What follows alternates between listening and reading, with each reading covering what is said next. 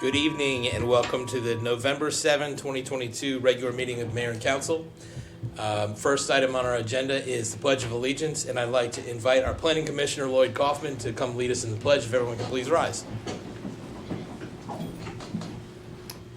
I pledge allegiance to the flag of the United States of America and to the republic for which it stands, one nation, under God, indivisible, with liberty and justice for all.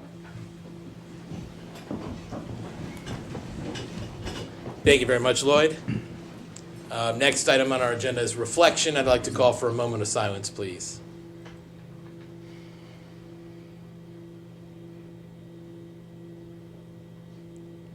Thank you very much.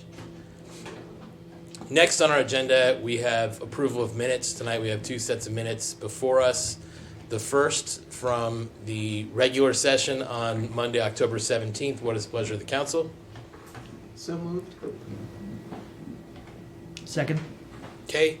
I will note that although you don't see them, on Zoom we have council members Rob Wu and Neil Harris, and I'm going to call on them after I call on the council members who are present. So all those in favor, please say aye. Aye. Any opposed? Okay. We'll go with Councilmember Wu first. Aye. Okay, and Councilmember Harris. Aye. All right, so that carries unanimously. Next, we have the minutes from the work session on Monday, October 24. What is the pleasure of the council? Mr. Mayor, I move approval of the minutes of the work session of October 24th. Second. Okay, all those in favor, please say aye. Aye. Any opposed, say nay. Okay, we will go to Councilmember Wu Aye. and Councilmember Harris. Aye. Okay, thank you guys. That carries unanimously as well. Next, we're going to go into presentations. Tonight we have a few proclamations, and we're going to start with Councilmember McNulty on Municipal Government Works Month. Jim. Thank you, Mr. Mayor. As the level of government closest to the people, local government offers its citizens the best opportunity to be heard and to influence the course of the community. Self-governance is inherently dependent on the awareness of citizens and the level of commitment they have in regard to participating in government. Each November, the Maryland Municipal League, or MML, encourages local municipalities to celebrate Municipal Government Works Month in an effort to promote citizens' awareness of and interest in the government in their communities. This year, MML has asked municipalities across the state, through their social media and other communications outlets, to highlight the best of what cities and towns bring to support and enhance Maryland's quality of life. Each and every Wednesday throughout the month of November, via hashtag MGWWednesday, MML will share and repost these highlights while also offering some of their own perspectives on why municipal government works. In celebration of Municipal Government Works Month, the City of Gaithersburg will share a Team Gaithersburg social media campaign as part of the Maryland Municipal League's MGW Wednesdays initiative. Every Wednesday throughout the month of November, the city will share videos highlighting the many jobs municipal workers serve in to make Gaithersburg a great place to live and work. Look for posts using the hashtag MGW Wednesday on our city's Facebook, Twitter, and Instagram accounts at GBurgMD. Thank you very much, Jim. And as you can see, we just had the proclamation on the screen. Appreciate that. Next, we have a proclamation for Native American Heritage Month, and I'm going to have Councilmember Spiegel read the background on that one. Thank you, Mr. Mayor. The City of Gaithersburg proudly recognizes the rich histories, diverse cultures, and important contributions of our nation's first people throughout the month of November. Every place in the United States has an ongoing Native American story, and our nation's capital is no exception. The nation most closely associated with the boundaries of today's Montgomery County are the Piscataway. By the early 1700s, traditional Piscataway life on their homeland ended. However, the Piscataway did not disappear. They adapted and learned the customs, language, and religions of the English and other colonists, while also maintaining and changing their own culture for hundreds of years. Although not always obvious, today we can see Native history in various places. Native trails form the basic road system for Montgomery County. In fact, Route 355 was a Native American road linking the Potomac to the mountains of western Maryland. The city of Gaithersburg recognizes Native Americans throughout the month of November with an educational display in the Activity Center and a tasty book story time and craft at Casey Community Center. Receiving this year's proclamation is Milo Booth, a Tsimshian member of the Metlakatla Indian community and Gunhada people of the Raven clan. Milo and his family reside in North Potomac. His children, enrolled in the Chippewa Cree tribe of the Rocky Boys Indian Reservation, attend Jones Lane Elementary and Quince Orchard High School. He moved to the Gaithersburg area in 2011 and participates in multicultural events at the schools and often visits the classrooms to talk about his heritage, including songs, dance, and sharing pictures of totem poles and other items that are important to the Tsimshian culture. The Metlakatla Indian community, meaning saltwater passage, resides about 20 miles south of Ketchikan on Annette Island and is the only settlement of the indigenous Tsimshian people in the United States and the only Indian reserve in Alaska. Milo returns home every other year for his tribe's annual Founders Day celebration on August 7th, alternating years as his spouse and children's tribe have their annual powwow in Rocky Boy, Montana at the same time. Milo is the Director of Tribal Affairs at the U.S. Department of Transportation, where he has started the department's Tribal Self-Governance Program and advances tribal priorities where they have been historically underserved. Excellent read, Ryan. Next, we have proclamation for GIS Day, and I wanted to invite Jan Kim and Matthew Brennan, who have a presentation on GIS. Welcome, guys. And I'll just say GIS Day, Geographic Information Systems, is a global event celebrated in November every year and is scheduled on November 16 this year. The city of Gaithersburg utilizes GIS for everyday functions of government and is hosting a series of events to promote geography awareness and the power of GIS on November 14th through the 18th. So I'm going to hand it over to you guys for your presentation, and thank you for being here. Thank you, Mayor and Council, for the opportunity to present tonight. We are going to highlight a field mapping application that we employ in the city that is coupled with a dashboard. There are many different ways. You forgot to scroll. There are many different ways to have the data available in GIS system. One of the ways is actually collecting the data in the field. We have 3 different mobile mapping applications available to our GIS platform, one of them being called ArcGIS Field Maps. So today we are going to focus showing you ArcGIS Field Maps and the dashboard that tracks the progress that the work is being done in the field. We have deployed this combination of field maps and dashboard to 2 different projects. One is a streetlight LED conversion project.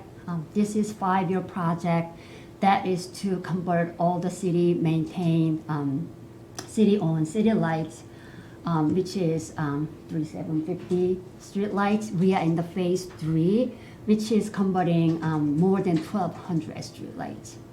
We also have another project that we are using this field mapping application with the dashboard that is to track the inlet inspections. Again, it is broken into 5 different inspection zones, and we are using field maps to track the progress.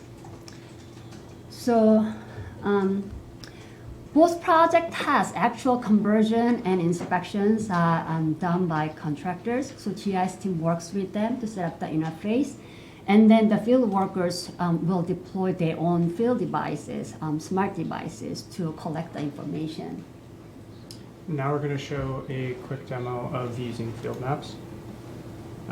So field maps works with any smart devices. In this instance, it is being used on an iPad. When navigating to the field maps application and opening it, you're going to be presented with a list of your account's most recent viewed maps or maps which have been shared with you. Here we're going to look at our streetlights phase 3 map. All of the points which you're seeing represent streetlights throughout the city. All of the green points are streetlights which have already had a conversion taken place, with red lights being streetlights which still are awaiting to be converted. We're going to look at a streetlight down in the Shady Grove area. The streetlight we're looking at is the topmost light. By clicking on the point, it is going to bring up a table for the point in question, which provides a list of information that contractors can see. By clicking the pen down in the bottom corner, we are now entering an editing mode. So a quick edit here will be swapping our conversion status to complete, adding a date so that we can track the time that these conversions are taking place. And then finally, we're going to look to add a tech name. We're going to select other for this purpose. However, this list can be changed as needed. As you saw, there's also many other areas which can keep information, such as whether there's voltage, damage to the poles, if the pole has a tag. By clicking submit, which is in the top corner, the point will now update, and as you can see, it is turned to a green color showing that it is completed or converted, and the attributes have been updated. So these informations are being updated in the field, and that information is captured and recorded in the city's GIS database at the same time. So we can look at the same data view using this dashboard, which summarizes what's happening in the field. So here is an example of dashboard. This is actually active and live. We are in the middle of phase 3. You can see that we have already converted almost more than 1,000 street lights, and there was one street light that field worker noted that did not exist, so we had to remove from our database. There are many different information cards in the dashboard. The bottom, where the yellow bars, orange bars are showing, that's the daily progress. So when Matthew just clicked today's date, that is filtering out the dots from the map and showing us only the street lights that's been converted today. So you can see that there is a cluster that actually the work has been done. And then on the off to the corner, Shady Road, that was a demonstration edit that we performed today. We'll be putting it back to red. And there are many different cards that's configured here. For example, Matthew just collect 4 tags missing. So while the main purpose of this dashboard and work is to convert the street light, while they are there, they're also checking if the pole tag is missing, if access cover is missing, if the wire is not working and such. So those informations are all being collected at the same time. Let's look at the other dashboard that we used, same approach, using field maps to collect the data and showing the progress in dashboard. This one is for inlet inspection. We just finished phase 2, and they were just crazy. I mean, the whole work got done in just 4 or 5 business days. As you can see from the bottom, we are very surprised. So they are all turned green, blue-green. Same setup, we can see the status bars on the left, and then any specific information we are interested in is presented. Matthew just click cleaning required part. So here's an example. So when field workers are looking at the information, those information can also be looked at here. And for inspection, we require them to take photos because we also have a follow-up task of issuing cleanings or repair as needed. So we click the one that requires a cleaning and also structural repair. You can see the next photo shows all these cracks and such that needs to be addressed. So it encourages the real-time communication or very easy access communication between the different project manager on the contractor side and also city's project manager. On the right side, another example, if you're curious about which inspector did what certain inspection, you can click those guys to filter out. At the bottom, maintenance, same thing. If you are curious about which inlet actually needs maintenance, you can click that one and then drill down further by clicking that inlet.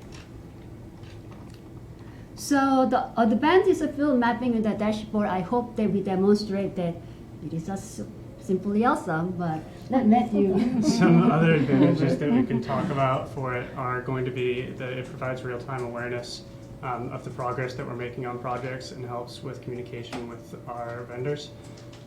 It also gives us a clear presentation of the data that we have and helps us to identify follow-up tasks, making things easier and more efficient. It allows us also to identify assets that are incorrect, as you saw with the one missing pole in the database, so that we can go and edit them. And finally, it makes it easier to run reports and make comparisons with earlier phases in these projects. So that wraps up our short presentation today, and we'll be happy to answer any questions you have. What happened to that missing pole? How do we have a missing pole? I mean, that's the really awesome thing about having field verification happening, because when we collect the data, it's not always the field data collection. Sometimes we use different data source to collect. So it is really nice to verify and then improve our database. Absolutely. So, yeah. Excellent presentation. Any comments from anyone up here? That was excellent. Thank you. Thank you. All right. Thank you all very much. So I'll remind everybody that GIS Day, the actual GIS Day, is November 16th. And there will be a series of events to promote geography awareness and the power of GIS on November 14th through the 18th. Check the city website. We'd love to have everyone participate. Thank you. Thank you all very much. And our last proclamation for the evening is Small Business Saturday, and I'd like to hand it over to Lisa to read the background on this. Thank you, Mr. Mayor. Scheduled between the retail behemoths of Black Friday and Cyber Monday, Small Business Saturday highlights the importance of shopping locally, whether for goods or services. American Express created the holiday in 2010 with the goal of encouraging support for local shops and small online retailers. In Gaithersburg, the day celebrates not only retailers, but also the many other types of small independent employers that contribute to the local economy throughout the year. The COVID-19 pandemic had an especially large impact upon these businesses, whose owners and workers have valiantly addressed rapid transformation in these unique times. Thank you very much, Lisa. And thank you, Tech Team. Next on our agenda is public comments. This is the time the mayor and council like to hear from anybody who'd like to testify on any topic that's not a public hearing topic. Tonight we do have two consolidated public hearing on 1 Central Avenue. If you're here to speak about that, just hold off. We're going to get to that next. But if you would like to speak on anything else, you're welcome to come up to the podium. We ask that you state your name and address or neighborhood if you feel more comfortable that way. Keep your comments to no more than 3 minutes. If you have more than 3 minutes worth of material to deliver, by all means use the 3 minutes here and submit the rest in writing. We'll consider it just the same as oral testimony. Do we have anybody who'd like to speak this evening? Going once, going twice. I'm going to look on Zoom and see if we have any Zoom participants. Okay, I do see one hand up on Zoom. Tech Team, if you could bring up Susie Ward, please, that would be great. And Susie, when you unmute, just state your name and address or neighborhood and go right ahead. Good evening, council members and mayor, Mr. Mayor. I'm Susie Ward. I live at 437 Gaither Street in Gaithersburg. And I would just like to suggest that it seems that whenever there's a project, that people that live within 200 feet of the project are notified. But I believe that that is really not sufficient, because most projects affect more people than just 200 feet from the project. So I believe that it would be beneficial to the residents and to the council to notify residents that live further away than that. So I'm not sure exactly what you would have to do. I suppose you have to amend the code or something, but I think that it would be worthy of consideration. So that's my comment for this evening. Okay. And I appreciate your listening. Thank you very much, Susie. Appreciate that. Do we have anybody else who'd like to testify this evening? If you're on Zoom and you like to testify, just use the Zoom raise hand function. Not seeing any. So, Lynn, we have had a discussion previously, probably more than once, about notifications and the radius that we look at. It is part of code, right? That is correct. We would have to do an ordinance amending the code. Okay. I don't know, it would be up to the council if we want to revisit that conversation, but we have had it before, not since Jim and Lisa have been on the council. I'm not even sure if Rob Wu was on the council. Maybe he was. Do you recall, Ryan? I do recall we've tried to explore this a couple of times in the past, Mr. Mayor. I don't know how much you want to get into the detail of the discussion now, but one of the things that I recall we had staff do some years ago was try to give us a sort of cost-benefit analysis of what the dollar figure would be associated with the cost of expanding the radius of notice by mail, if it's not 200 feet but 500 feet or 1,000 feet. And I seem to recall, I might be making this up, but I seem to recall seeing a map at some point that staff presented with some recommendations or some conclusions about what the additional cost would be as we expanded the radius. And there were some concerns that there would be a significant additional cost even with a small increase in the radius. I remember that too. But I'm happy to revisit the discussion and talk about other alternatives. Of course, we do notify the public in other ways through our email lists and our website and physical placards that are posted at the properties. But we can always think about other ways to do it more effectively. I see Rob Wu's hand up. Tech team, can you bring up Rob? Rob, go right ahead. Thanks, Mayor. And so I recall this discussion well because it was actually during or related to my very first vote on council in late 2015, early 2016, dealing with the cell tower in Morris Park, in which the 200 feet, I think, may have touched one house at the edge of the park. And we had this discussion, and I remember what Ryan is talking about there. I remember there was at least some inclination to discuss expanding either the minimum by code requirement or at least voluntary notifications, as Ryan was just talking about. And I would certainly welcome revisiting it because it has popped up, I think once or twice a year in discussions or public comment or something like that. So I think it is worth revisiting. Thank you, Rob. Jim. Thank you, Mayor. I'm going to give a shout out to the GIS team. I think this is one of those opportunities where this data visualization, if we're able to capture email addresses and we're able to, in a situation where we have a project and we know that we have email addresses around a larger sphere, then it becomes a lot easier and more cost effective to notify people in a larger sphere. So I would encourage everybody out there, if you aren't currently signed up for updates from the city, this might be a way that we're able to do that and not have to pay for all that additional postage. I'm just throwing that out there. Fair enough. Tanisha, maybe we could bring up the information from, because it was before you were here too, and revisit that conversation. It does come up periodically, and I think it's a healthy thing to revisit periodically.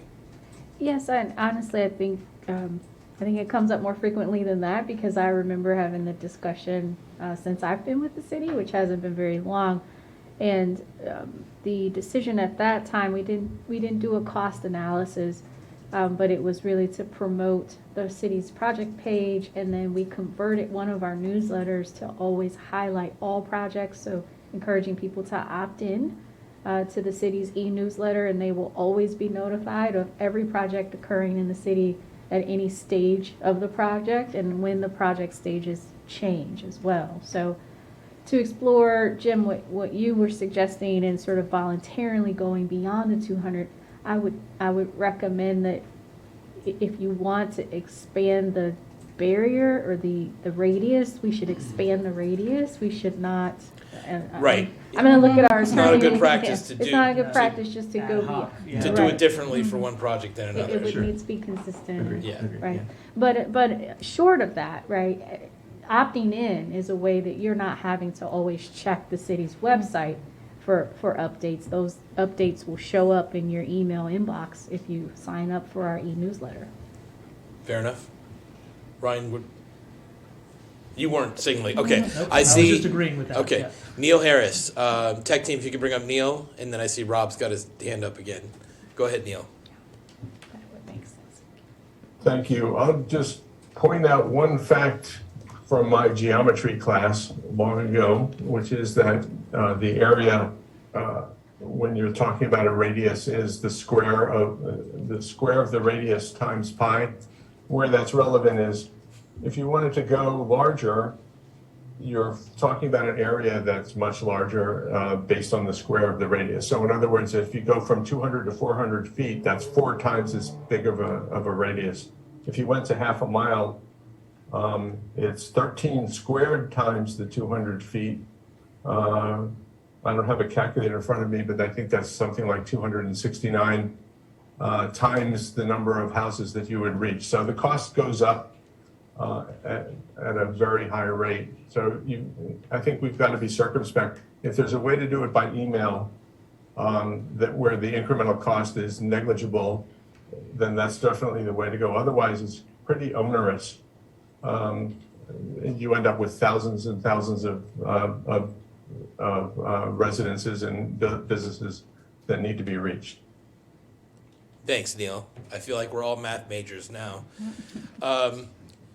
Rob, did you have another thing? Did you have more to add here?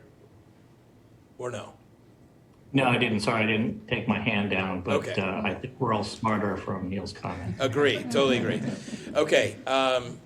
Thank you all. We will consider this. Now, okay, let's move on to our next agenda item, which is our consolidated joint public hearing. I'd like to invite the Planning Commission to join us up here. And Laura Mayfood is going to lead us in our discussion tonight.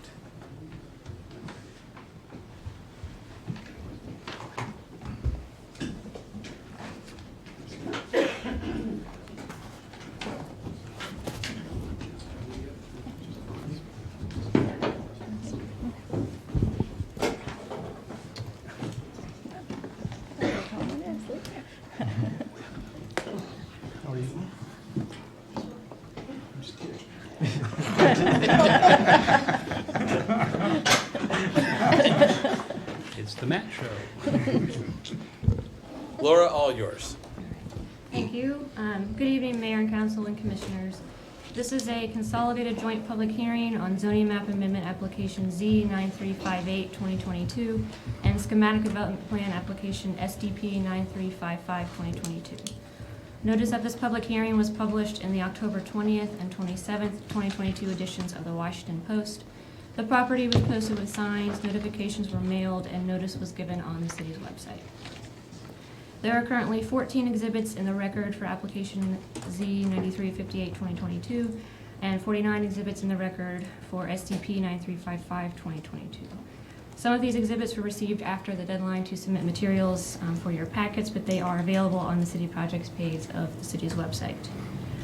Any dispute of an exhibit must be presented prior to the closing of the records. The applicant has submitted these applications for 1 Central Avenue and surrounding properties, which are outlined in red here on the screen and located at the corner of 355 and Central Avenue. The applications proposed rezoning the property from RA, which is low-density residential, to CD, or corridor development, and developing 72 2/2 stacked townhouse units. This is a consolidated joint public hearing because rezoning to CD requires 2 separate applications, but they are reviewed concurrently. So for this project, there is the map amendment or the rezoning application, and then the schematic development plan application. And this is the first step in the CD zone development process. Plans will be further refined at the final site plan stage. And then one last thing I wanted to note is at the end, since this is 2 separate applications, each one will need its own motion.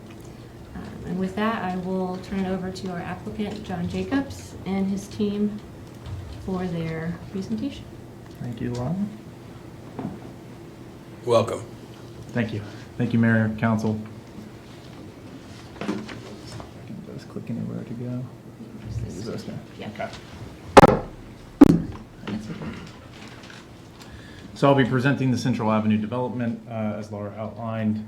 Our development team is here in attendance. My name is John Jacobs. I'm representing One Central LLC. As you may or may not know, I grew up in Gaithersburg. I went to Gaithersburg High School, class of 2003. The property that we're discussing tonight is an assemblage of family property, so there's a lot of sentimental value here. After college, I went into real estate development. I've developed properties in both Florida and Maryland, commercial and residential, and was excited to jump on the opportunity to develop such a sentimental piece of property with a lot of history in my family.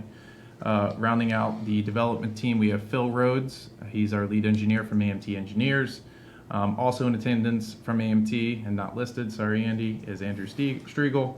Our traffic consultant, Chris Cabot from Wells & Associates, and to my right, Todd Brown from Schulman Rogers, our land use attorney.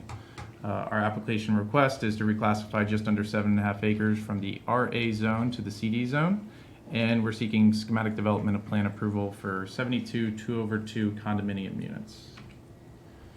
Looking at this site, it's an existing property, an assemblage of 3 single-family residences totaling just under 7.5 acres. There's an existing stream that trisects the site on site and a 100-year floodplain. The main frontage is along South Frederick Avenue and Central Avenue.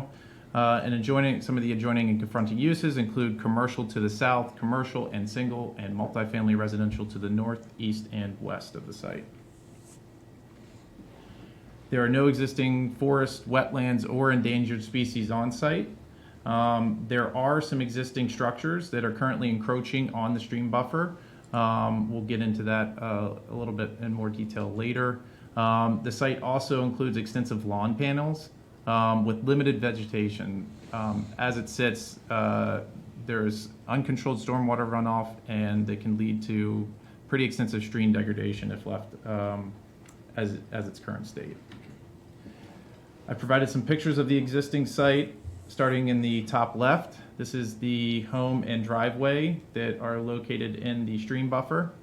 Going clockwise, top right, I know it's tough to see, but there's a lot of vegetation around it. There is an existing pergola and sidewalk, and at certain points it's no less than 10 feet from the stream channel. Bottom left is a degraded road crossing culvert that is in the existing driveway on the eastern portion of the site, and in the bottom right, some of those extensive lawn paneling. You can see there's limited vegetation around the stream. The nearby adjoining uses include the Barclay Apartments, a 4-story structure, multifamily development at the northwest intersection of Deer Park and South Frederick Avenue, and then directly adjoining to the north is the Duvall Funeral Home. The property is located in an area designated as a Southern Residential District based on the corridor plan. Based on the 2003 land use plan, it was zoned RA as a part of an annexation agreement, and also stated that the RA zone is in the nature of a holding zone until such time that the property is redeveloped. It stated to retain its commercial office residential land use and recommended zoning change from RA to CD at such time that the development is submitted and approved. Additionally, the 2009 master plan recommends rezoning from the RA, which was a holding zone, to the CD, and to preserve and protect the natural resources and park-like setting of the property. So I wanted to talk through the site plan that we're putting forth. This is an illustrative site plan. As I mentioned previously, we've worked diligently with planning staff. They've been extremely responsive, and we're excited to present what all this hard work has culminated in over the last 18 months. Looking at the site, it includes 3 development nodes connected by a natural surface walking trail. It also includes a new public road running along the eastern side and connecting Central Avenue and South Frederick Avenue. It will include sidewalks, street lights, street trees, and on-street parking. The project is set to deliver 72 fee simple multifamily 2/2 attached units. It will also include the required low-income housing, 7.5% MPDU, and 7.5% workforce housing. It's serviced by existing mass transit and walkable to some existing retail. The units themselves are rear-loaded with 2 dedicated parking spaces per unit. We're providing an additional 42 spaces to serve the community. That means there's 186 total parking spaces. It's important to note that we are proposing additional parking in Area C, which is the bottom right-hand corner. You'll see about 11 spaces. That is in response to recent comments from staff, and we will be updating all of our documentation accordingly. All units will front public streets. We're proposing a playground to the northwest portion of the site. And in order to preserve the environmental aspects of the property, we're proposing a Category 2 environmental easement that is 2.25 acres in size. Some additional environmental features include that we'll be preserving 62% of the property as open space. We'll be providing 30% of the property as a forest conservation area. We'll be reforesting 2.25 acres, utilizing stormwater management best practices, reducing impervious space. We'll also be providing energy efficient LED street lighting and building facade garden planters to connect roof runoff. We'll talk more about the structures themselves now. This is the proposed architecture that we believe will enhance the appearance of the units. We're talking about particularly the high visibility units that will receive a combination of brick siding and full brick units. There'll be a brick water table for the high visibility units that span from the front to the rear corners of the building and align with the end unit elevation. Excuse me. We'll be providing a minimum of 7 windows on those high visibility side elevations with decorative 5-pound headpieces above the windows. The red on this plan is what we're designated as the high visibility units that will be receiving those treatments. The blue we're designated as partial high vis units that will include much of those same characteristics, such as the brick water table and a 12-inch gable overhang.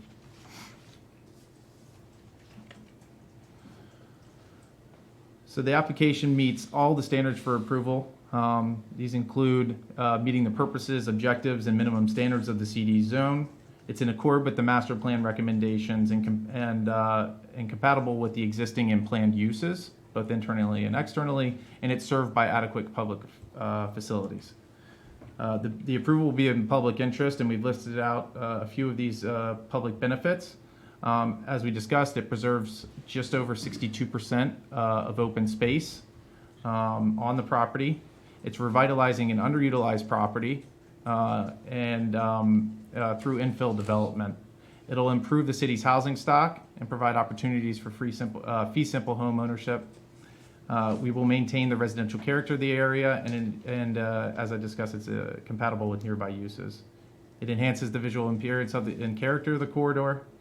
We'll talk more about this one in a minute, but we are proposing to install a channelization at the intersection of Central Avenue and South Frederick Avenue to reinforce an existing right turn only. And we'll be dedicating right-of-way along South Frederick Avenue for future BRT. The existing public facilities are adequate to serve the project. That includes public water and sewer and fire. According to the city's August 22 determination, school program capacity does exist to support this development.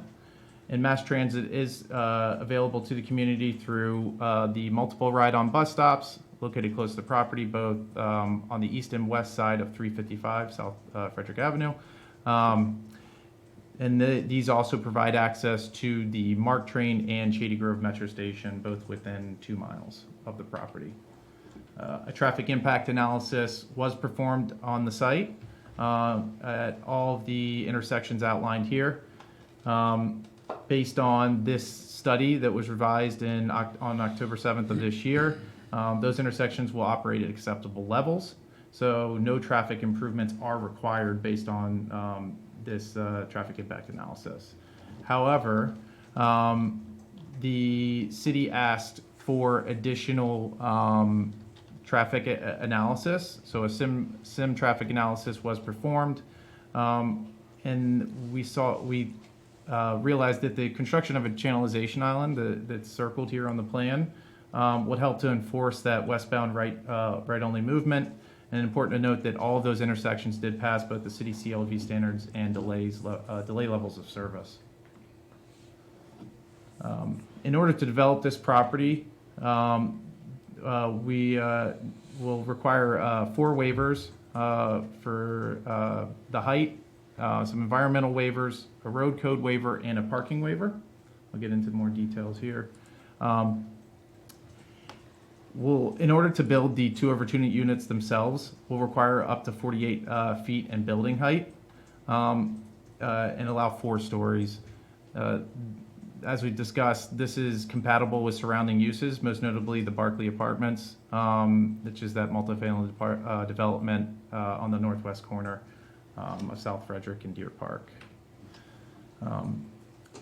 The environmental details of within the site, we will improve, and through these waivers, we will improve the environmental context of the site by removing those existing encroachments, as I discussed in Area D here with the existing house and driveway, the existing driveway along the east side of the property, where we will be improving that road and road crossing culvert.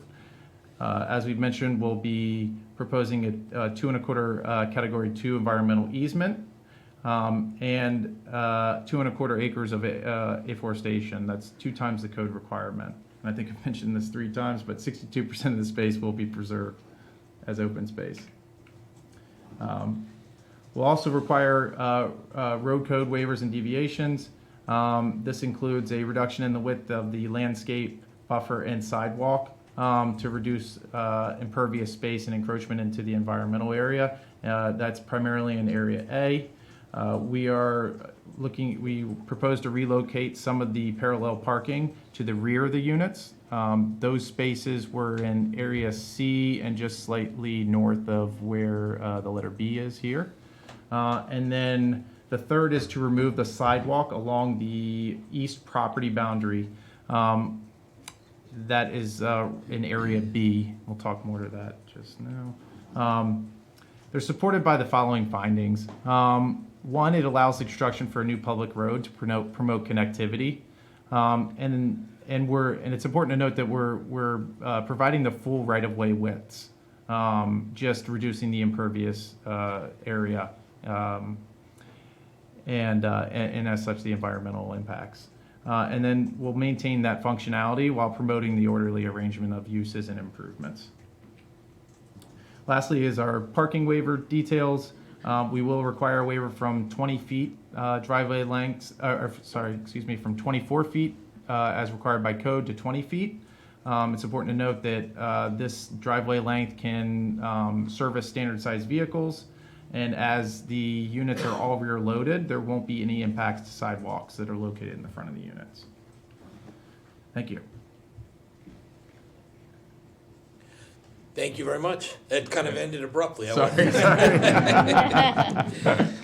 No, appreciate the presentation. I'm going to go right to questions from the council and planning commission before we go to the public. Who'd like to go first? All right, I'll jump. John Bauer, go right ahead. Nice presentation. Thanks for making that tonight.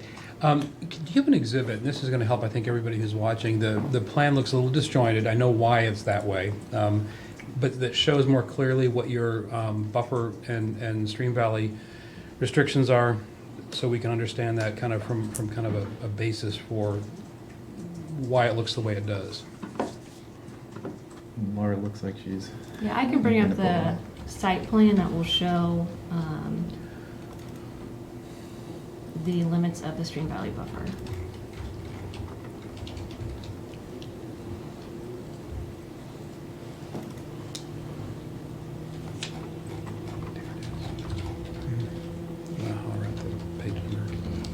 If you go to your environmental waiver request page, it's Exhibit 36, page 7A. It's not exactly pertinent, but you have that yellow hatched area with the setbacks for the 100-year? Yes, I know what you're. What is that? 10, 9.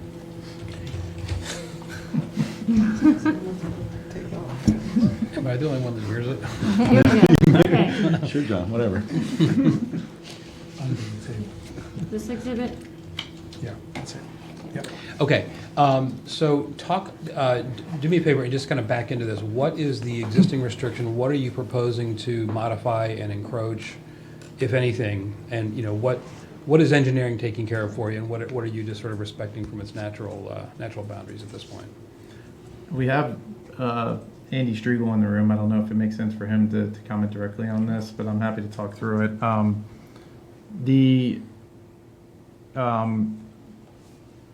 So we're seeking temporary impacts to the stream buffer, primarily for utility and grading. Sorry, what was the remaining item of the question? I'll keep it easy. So the black dotted line is probably your existing stream valley buffer restrictions, right? So you're backing these units right up to it. You have very little room to wiggle, right? Is that correct? Okay. Yeah. And during grading and during construction, you're going to need to encroach on that, and that's the temporary, right? Okay. Correct. So you really are backed right into the what's buildable of this site, I guess. We are. I mean, Okay. we've worked diligently with staff to pull everything out of the environmental area, the stream buffer, 100-year floodplain. There are no impacts to the 100-year floodplain, and are really working to the the boundary there. Okay.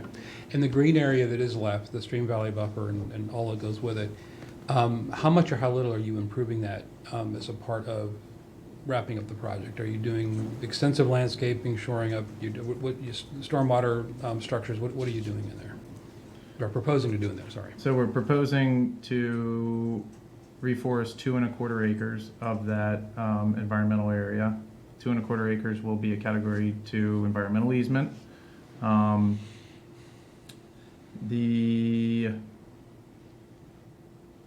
see, what else do we have? We'll be improving that road crossing culvert, so we'll have some temporary impacts, and that's in that blue section there.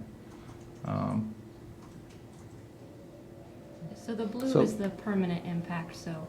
Yeah, I think. Right here, this red dashed line, so you see the permanent impact with the entrance to the site access right here. This is within the stream valley buffer. Okay. So this blue portion encroaches into the stream valley buffer, so they're requesting a waiver for that, as well as this sidewalk. And then a tiny corner of the alley right here is another permanent impact. And then also on this east side, this is an existing driveway over the stream. So they're just to provide connectivity through the site, they're improving the road there, but they do require permanent disturbance right there to construct the road and then improve the culvert and add the sidewalk. So the culvert is in place now in that area because it was an existing driveway to access one of the 3 homes that's there. So that will be improved. That's right now a degraded situation. All of the green areas, as Laura was mentioning, they're temporary impacts. So they'll be stabilized. The grading will be done. They'll be stabilized, and then in some cases they'll be planted. Some of it is outside the forest planting area, but I think John mentioned that the forest planting is about a 0.98 acre requirement, and we're doubling that, so we're doing 2 times actually what the code would require, which we think is a very substantial benefit, particularly if you remember that one photograph that showed the lawn panels with the stream going right through it. There's no vegetation that runs up next to the stream, and so what you really want to try to do, and what John has tried to do with the help of your staff and with the engineers on the project, is to basically reforest this stream valley, which doesn't currently have any forest, and it will really help and improve the situation with that stream. So all in all, we think, and we think that your staff agrees with us, that the overall condition of this property, once we are done with development will actually be an improved environmental context than what's there now. Thanks, that answers the question. And then all of the units are the same basic unit, just stacked and lined up a little differently, is that right? Correct, yep. Okay. All right, thank you. Thank you, John. Anyone else before we, Jim? Thank you, Mr. Mayor. So you mentioned that there is adequate school capacity. I did note that Gaithersburg High School is currently listed as over 100, I think 117% utilization. Are you expecting to have to pay for that, for the fee, for the staggered impact fee that we're paying for school, or do you anticipate that the construction of Crown may actually end up removing some of that overly utilization at Gaithersburg? Well, I guess if there would be any type of redistricting that might impact that, but to the extent that the fee is applicable, certainly we would pay it. I think the important thing is that everything is under 150, which is the city's standard, and really we've only got a little bit that is over even 100. So I think we're, unlike in other situations in the county and around the area, I think we've got a really good situation with the school for this number of units at least. I think looking at the channelization, I think that's a solid option to make sure that that is not a traffic concern. People ignoring the sign, which I've seen happen there currently. I did notice, and I was talking to staff about this, and I was hoping you could elaborate a little bit on it. And looking at some of the maps in the packet, that the north corner of the property seems to come right up to, if not adjacent to Bean Hill Court, and just wondering if there was discussion of connecting that to allow connectivity to East Deer Park, so that you'd have that ability to then turn southbound on 355. Yeah, I think we understand the comment. There are a couple of pieces of property that intervene that John does not control and does not have any rights to. But we did talk about this a little bit internally among our group. And to the extent that the properties to the east, northeast, develop, if they ever do at any point, it would be possible to extend our Road A into that site and then perhaps connect up to Bean Hill Court at that point. But from our project, it's just not possible because of these intervening properties. Okay, thank you. And you mentioned that would be a public road that you'd be turning over to the city? It is. That was important also because when we started out initially, the thought, at least from our perspective, was to try to have it be a private road. But we understand the city's desire for public road connections and the need for the connection to keep folks having multiple ways to get to different places. So we worked with the staff on that. The key that John mentioned is that although we're requesting a reduced width paving section, the right-of-way, which is wider than the street paving, is going to be fully dedicated for the public road. It's just the paving section that will be reduced, and it's reduced to a width that would allow for functionality, but reducing the impervious area and reducing the environmental impacts. It's a really unique site because it is trisected by this stream, and so you've really got to work, and John has, to get these units and these roads and this parking in the right place. But the alleys would remain private. So if we're talking Correct. about snow removal, the city would be responsible for that Road A, but then the community would handle the alleys? The condo association would do that, yes. Very good. That's all I have. Thank you, Mayor. Okay, I see Rob Wu's hand up. Tech team, if you could bring up Rob, that would be great.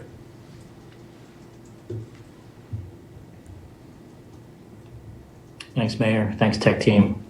And thank you for the presentation. I appreciate, based on our earlier conversations on this, the focus on preservation and environmentalism in harmonizing the project with the environmental characteristics of the property. Two questions. First is, at least superficially looking at the property, there appear to be one or more specimen level trees there. I didn't see any mention of any requests for waivers. Will there be any requests for waivers for the removal of any trees, and will there be the removal of any specimen type trees from the property? The applicant did submit a tree removal variance request in order to remove, I believe it was 17 trees over 30 dBH. So that is included in the materials. Where is that in the packet? I missed that. It was exhibit number 41. I can try to find the page number if you bear with me.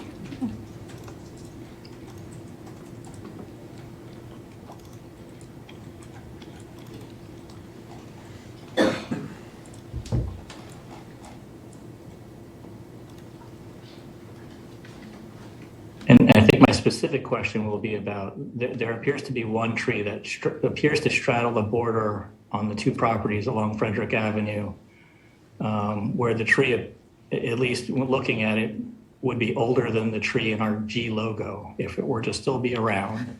And so my question is going to be about the status of that tree with this project. So it was packet page 310, was exhibit 41, and it's their tree variance request.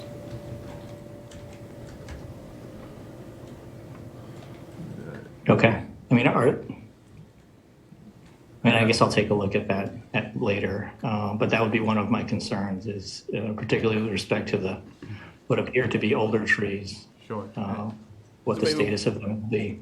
We can get an answer on that one for you, Rob. Yep, appreciate it. Second question would be, is there any and this may be a Dennis question. I don't know if he's there. I can't see from the camera.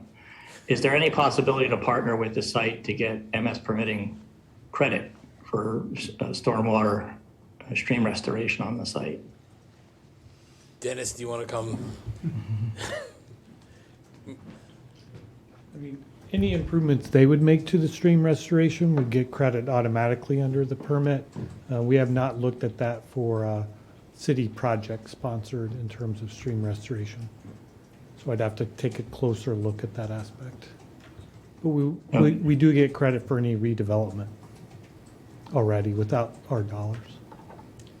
Yeah, just tracking our prior projects and what seems to be very rare opportunities to obtain credit for our permitting purposes, to the extent that we could partner on this site, it would seem to be a win-win.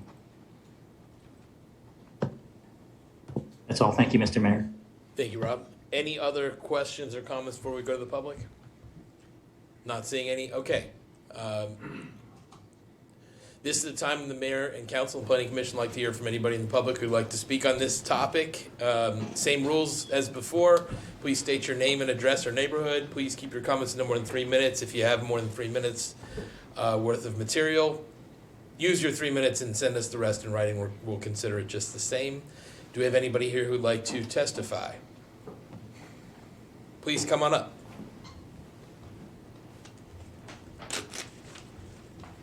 Lester Slayback, I'm on East Deer Park. I just became aware of the plan to make Central right turn only. There's a lot of traffic that comes down Central making left turns. If they're going to be prohibited from making left turn, that's going to increase traffic on East Deer Park because that's their alternative route. I don't know if that's been evaluated.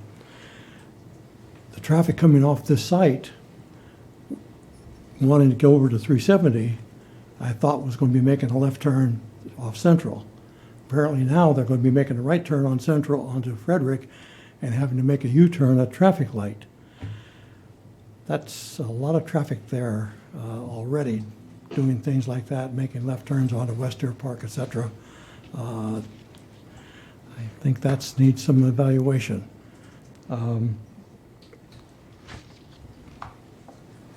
Side comment. I think the engineer deserves to have a golden horseshoe for fitting all these buildings onto this site.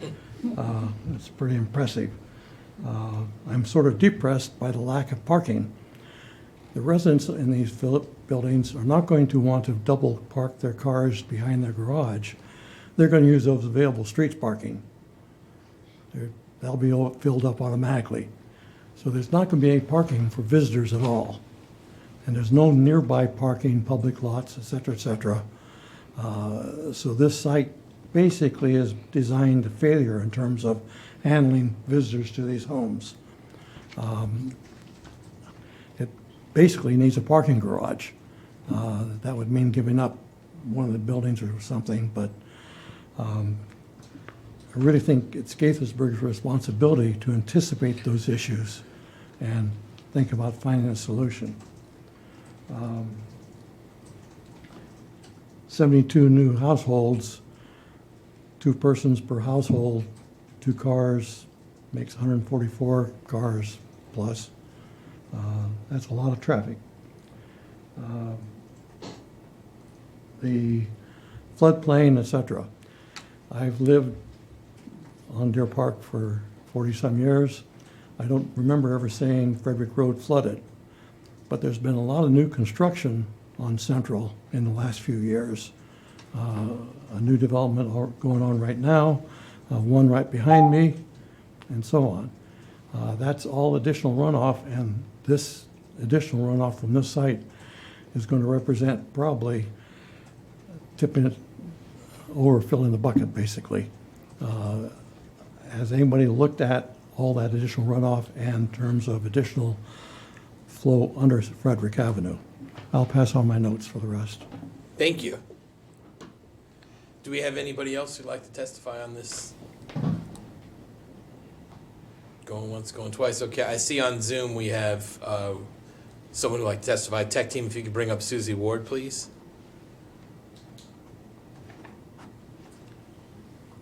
Susie, go right ahead. State your name and address or neighborhood, go right ahead. I'm Susie Ward, and I live at 437 Gaither Street in Deer Park. I do want to commend John and his team for all the work that they've done, and I know the city's planners have helped them as well. I appreciate that you're going to have LED street lighting, and that there's going to be a playground. I am glad that there's going to be 62% open space, and that you're going to reforest 2.25 acres. I do hope that you're going to save as many old trees as possible. I appreciate Rob's concern about that. I am wondering if there was going to be any possibility of a community garden space, just because I think that'd be a beneficial thing. And I do appreciate the variations in the facade so that it doesn't look like a dull space or construction. So I guess that's the main things that I was going to say. I understand the gentleman who just testified's concern about so many units, but I know that you are working hard, John, to make this work, and I appreciate you're trying to do all the environmental things that you can do. So thank you for that. Okay, thank you very much for your testimony. Any other testimonies before we go once, going twice? Okay. John, I want to give you a chance to address some of the items that came up during testimony, left turn movement, parking for visitors, stormwater, community garden. Whatever you want to discuss tonight is great. I don't mean to put you on the spot. You can get back to us on some of this stuff. Sure. No, I'm happy to address some of these items. The parking that we're proposing here, just speaking to the specifics of the parking in the units, it'll be 1 garage parking and then 1 in the driveway. I can't speak to the propensity for somebody to park in a parallel space versus going into a dedicated garage. But being at 186 total parking spaces, we're well above the code requirement of 144, and we've really made a concerted effort to place parking at every possible location on this site. What else was it? Sorry.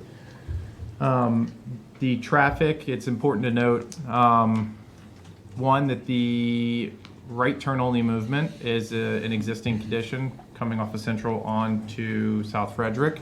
There is a prohibited U-turn at Deer Park.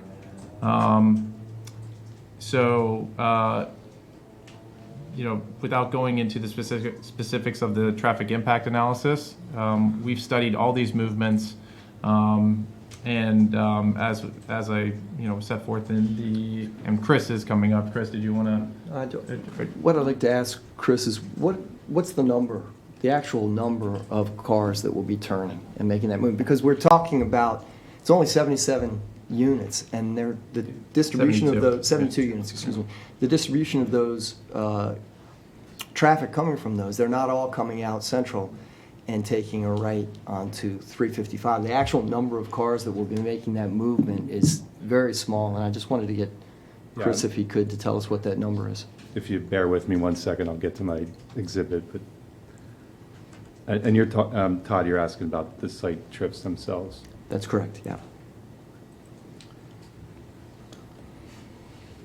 I think the other aspect, while Chris is looking, is what John mentioned is not only did we look at the CLV, which is the city's APF standard, but we also did a traffic modeling through this simulated traffic scenario to look at delay analysis. And the delay analysis also passed that standard. So we think, and it's because it's just not a lot of trips. It's a relatively small number of trips for a project. So making the right turn from Central Avenue onto South Frederick Avenue would be, we estimate, 10 in the morning peak hour in 1 hour, and 6 in the PM peak hour. Thanks. So it really is a very modest number of trips that will be generated. Can I ask you a question? Go about ahead. that? Sure. So, but that's just for the Central Avenue right turnout. Right. There's also the new road right turnout, right? Yeah. So there will also be some number of additional right turns out. That was just addressing the gentleman's comment at that intersection. And you said that there is currently a no U-turn at the light at Deer Park if you're going north and you want to turn around and go south. Mm-hmm. So could you just walk us through what is the traffic path of a vehicle coming out of either Central Avenue turning right or the proposed road turning right, how they end up getting southbound on 355? Mm-hmm. So if you were turning right onto 355, you would have to go up to, is that Fairbanks? There's a median break just north of East Deer Park into that apartment complex. There's a median break there where you're permitted to do U-turns. Or if you wanted to do it at a signalized intersection, you'd have to go up to where the high school is at Education Boulevard. Okay. All right. Thanks.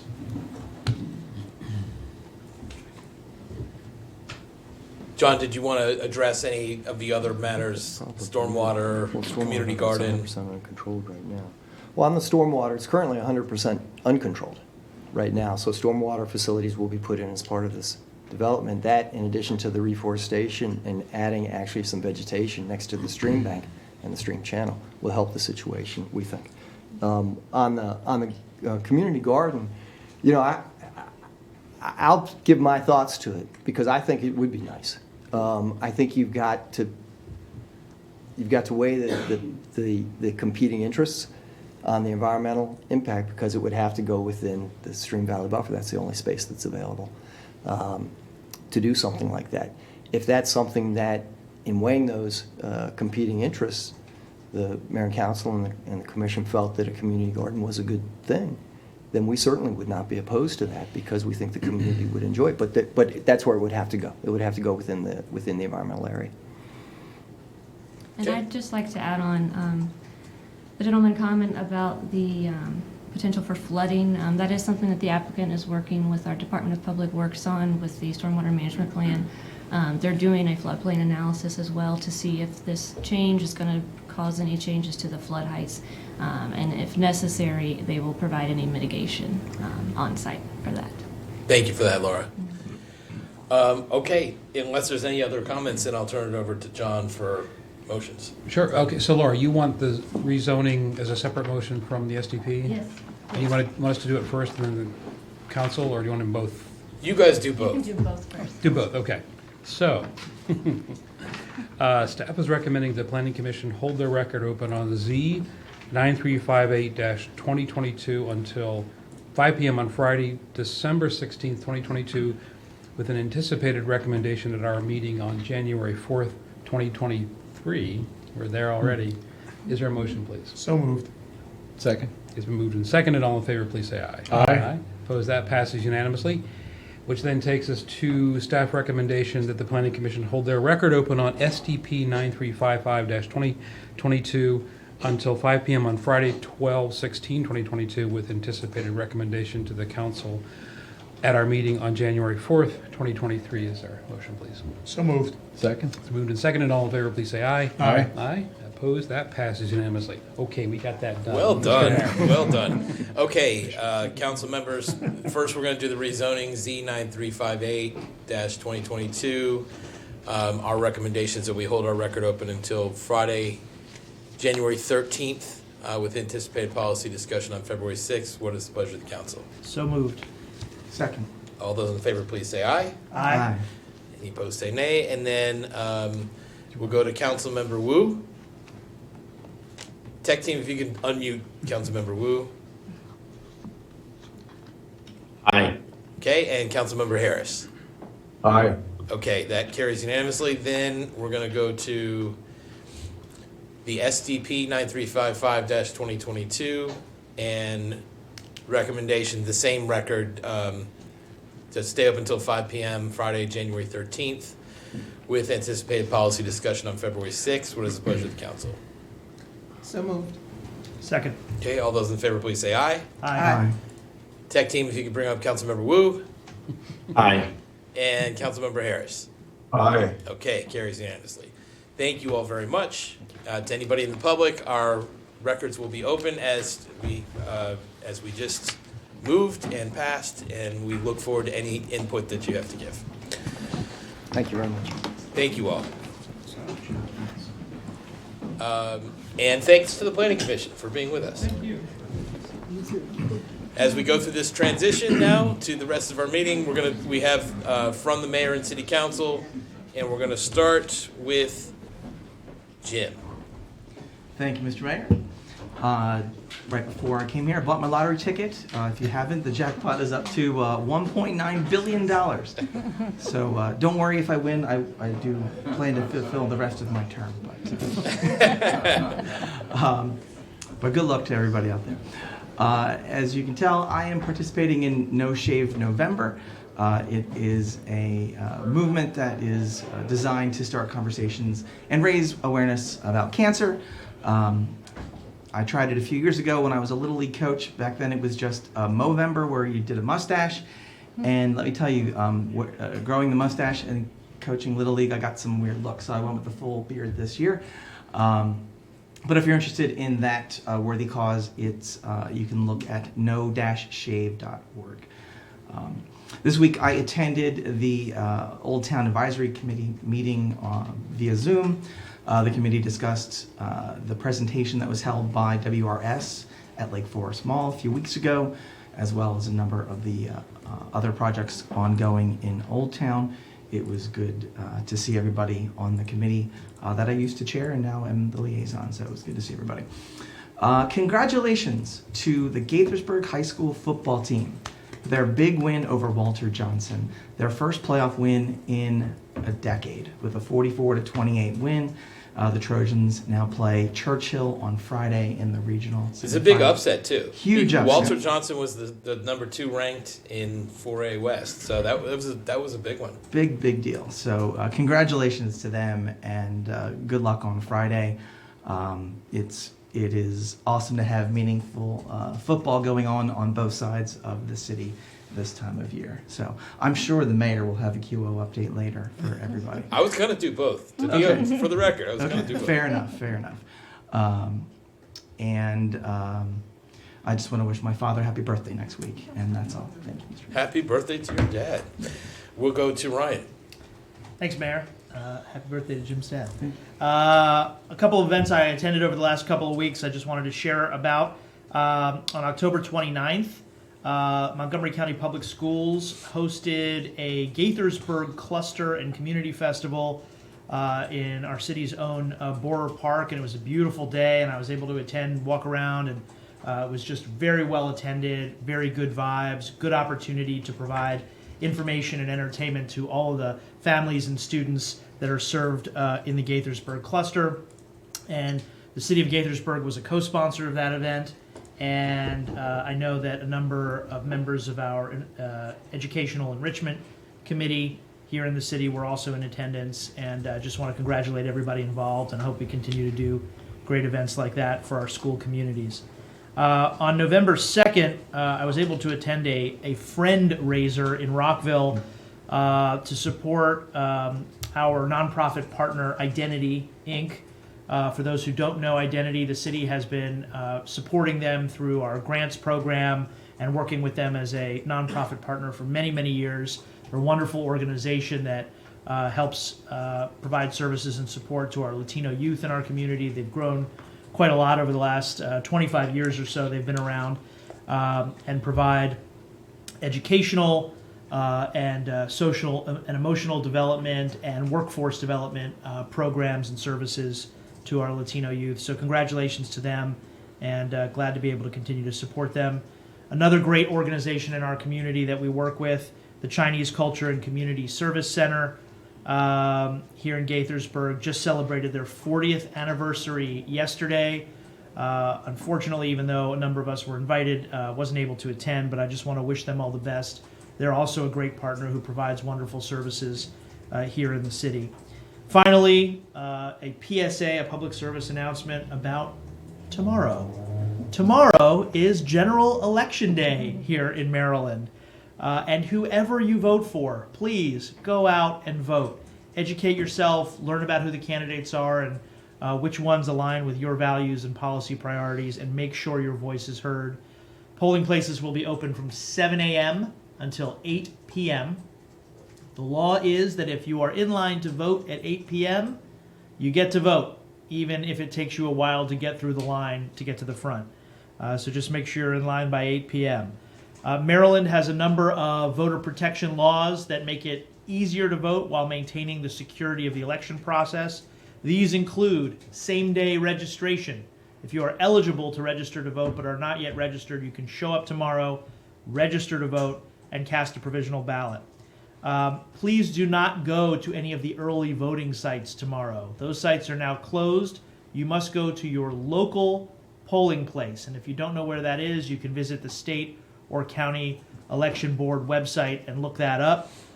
Or you should have received a mailer or other information about where your local polling place is. Do not go to early polling places. They are now closed. If you have a mail ballot, do not mail it back. It is too late.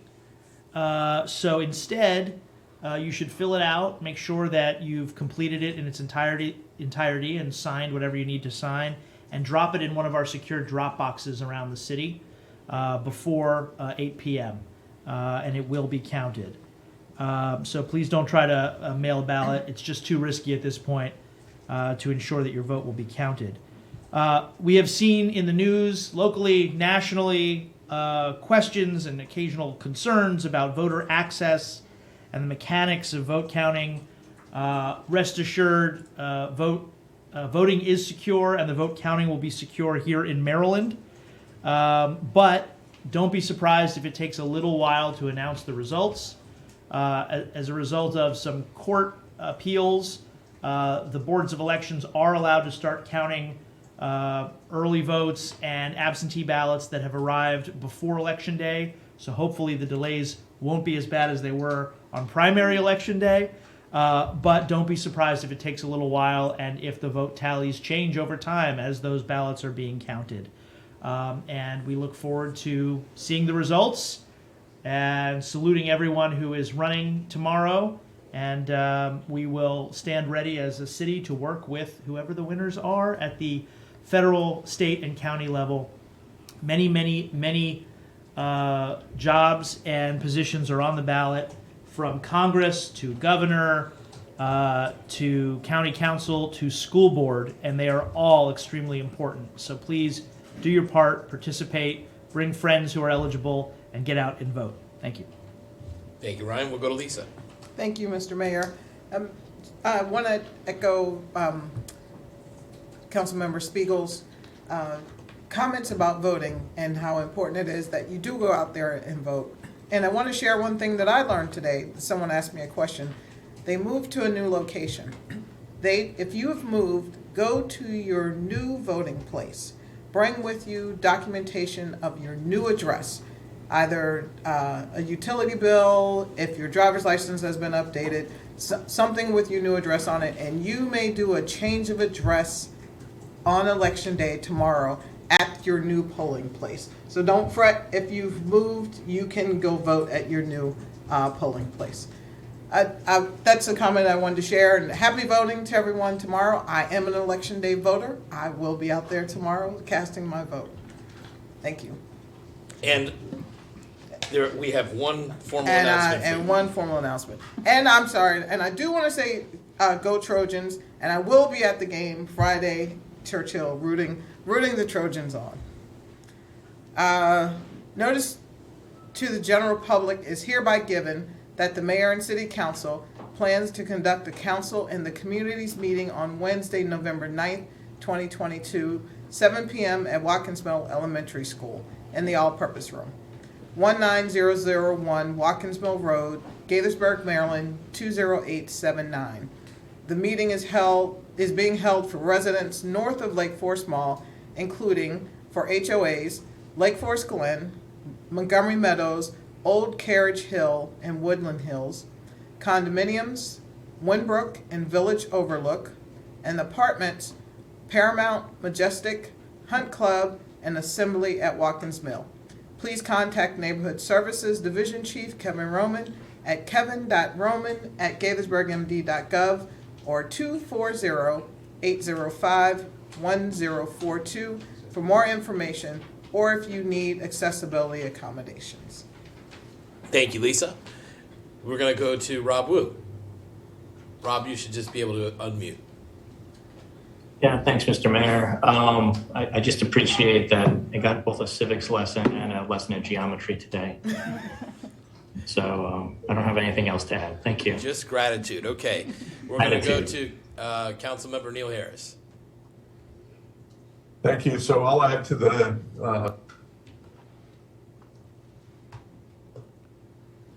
Wait, Neil, you muted. Okay, sorry, I clicked the button, but they had clicked it for me, so it reversed itself.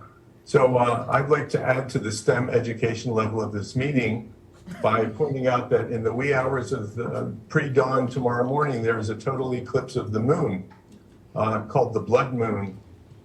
So if you don't mind waking up very early, and if the skies are clear, you can go out and see the moon go through a total eclipse, the last one before the year 2025.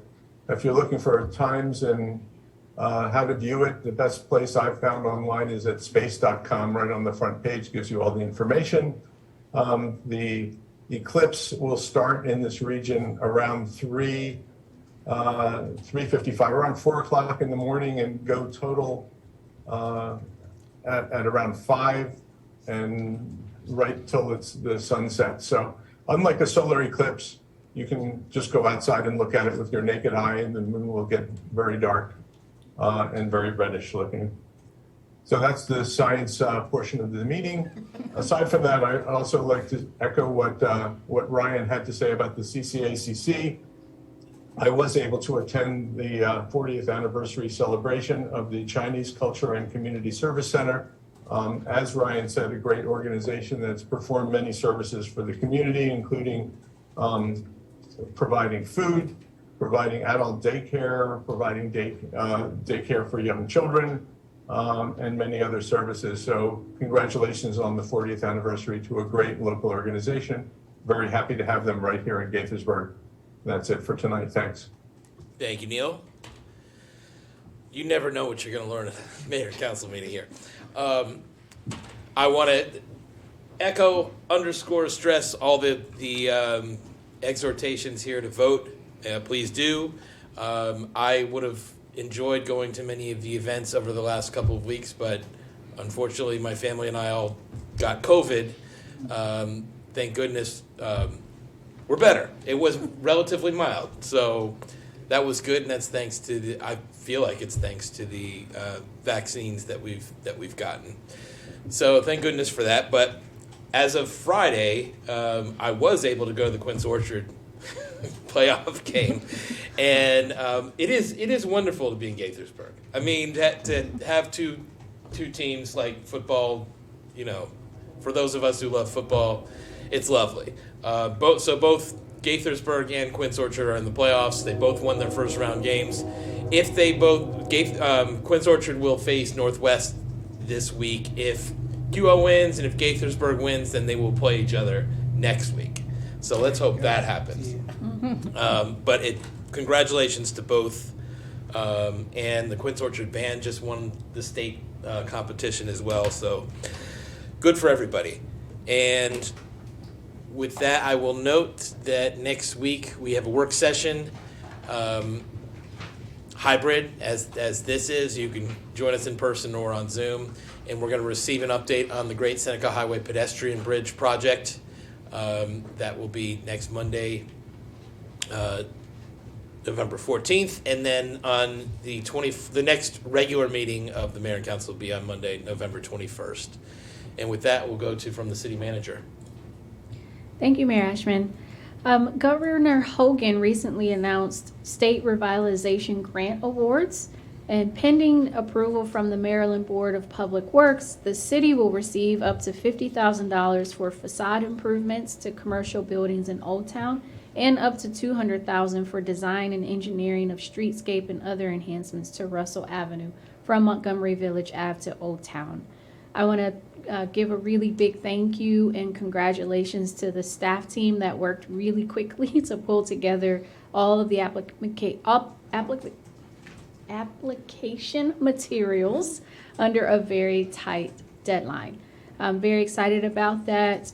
The city has a track record of securing outside funding, and we wanted to intensify our efforts with bringing in additional state and federal grants, and we are well on our way. So congratulations to the team.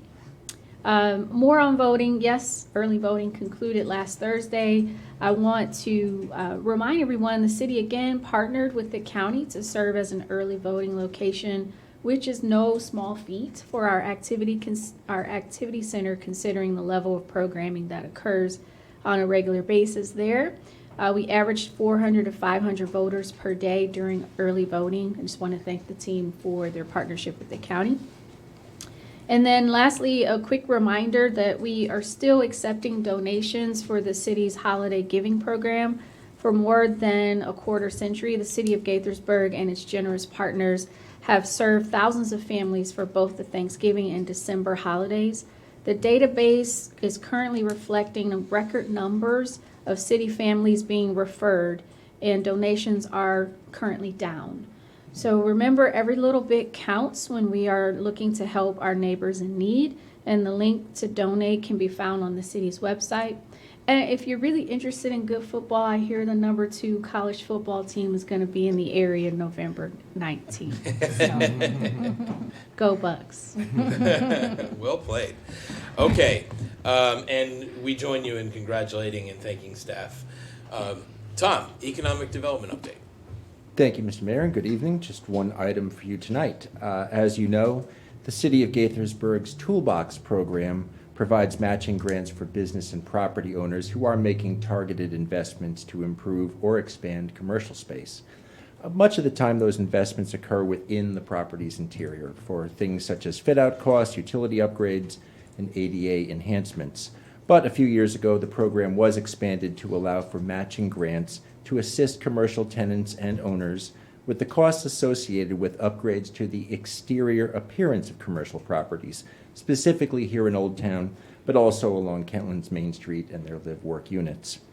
The scale of such upgrades can range from something as simple as a window or awning replacement to something almost transformative, such as what we're seeing right here at the corner of Summit and Diamond Avenues in Old Town. Through a combination of private and city funds, the property that was home to Diamond Drugs has been transfigured from this to this just over the last few weeks, again, with the support of city funds. This project, which will also include enhancements to the portion of the property that houses Primo's Barbershop along North Summit Avenue, there on the right-hand side of the screen, should be finished over the next couple of weeks. But before it's even complete, this investment has already indisputably transformed the appearance of this high visibility intersection in the heart of Old Town. Combined with the funding that we previously had committed to the Old Town Cafe, the bar and grill located within this very same property, to support their own fit-out costs, the city has awarded more than $70,000 to the property and business owners at 2 East Diamond Avenue. This project not only represents the potential of strategic public-private partnerships and the effectiveness of the Toolbox program, but also provides a reminder of the city's longstanding and unwavering commitment to the Old Town community. Just on behalf of the city, I did want to recognize and thank the property owner, Gary Black, and her family, along with Sean Ali Akbar from the Old Town Cafe, for their investments and their continued commitment and faith in this community. Thank you. Thank you, Tom. And for those who have not been to Old Town Cafe recently, I recommend it. They've done a great job with it. The food's good. We've enjoyed. Everyone up here has enjoyed it. So hopefully you will as well. Next, we're going to move on to ordinances, resolutions, and regulations. And Brian Fields is heading up here, as he should, talk about contracts for on-call engineering services. Good evening. Brian Fields, Engineering Services Division Chief in the Public Works Department. Just a few brief comments about this item. This is requesting approval of a resolution to authorize the city manager to enter into contracts with 7 firms for the provision of on-call engineering services.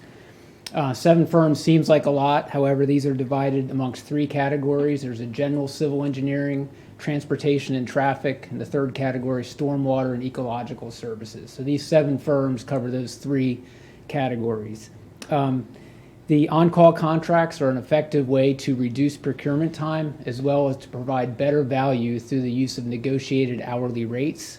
The city is not under any obligation to award any work in any year to any of these firms. We have a lot of work to do. This gives us another tool to be able to quickly award work and get projects moving. One really important item is in the resolution itself. There's a very minor correction. The original resolution stated that they were annually renewable. That's been corrected to state that they're 3-year contracts with 2 annual renewal periods. With that, I'd be glad to take any questions. The 2 annual renewal periods would be after the 3 years? Be 3 years, and then the renewal are 1 year each. So Gotcha. it's a total maximum possible of 5 years. Gotcha. This is an unusual contract structure for us, but I mean, I can see, I mean, if it passes muster with legal. Yeah, I mean, we've done this with engineering and architectural firms in the past. Okay. We do a master contract and then we award through task order the work. Gotcha. Okay. I mean, it may not be unusual for the city, but in terms of the contracts that usually come before us. Sorry, Mr. Mayor. It's all right. I'm sure Councilmember Wu is out there in cyberspace thinking the same thing. But for those of us who are government contracts lawyers, I think this is a good model to allow us to have, at the ready, a smaller universe of vendors who can service our needs. So this whole idea of having a master services agreement or an umbrella contract, and then being able to issue task orders quickly makes a lot of sense to me. Cool. Anyone else? Neil or Rob, just raise your Zoom hand if you want to speak up on this. Go ahead, Jim. My only question would be, are these no bid contracts as far as how we negotiated those rates, or did we do an RFP in advance? We did an RFP, and then we negotiated rates. All firms, the rates we ended up with in the contracts were lower than their initial submittals. And then we also have the ability, especially on larger tasks, to obtain more than one price from these firms for the work that we do award. So we still have the ability to exercise cost control. Great, thank you. Okay. Would someone like to move the resolution? I will move the resolution. Second. Okay. All those in favor, please say aye. Aye. Tech team, you can go to Councilmember Wu.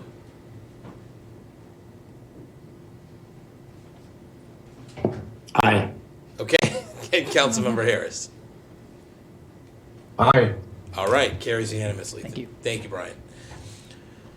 Next, Sunil Prithviraj we have acoustical wall panels at Robertson Park Youth Center, which if anybody's ever been to an event at Robertson Park Youth Center, the acoustics are absolutely terrible.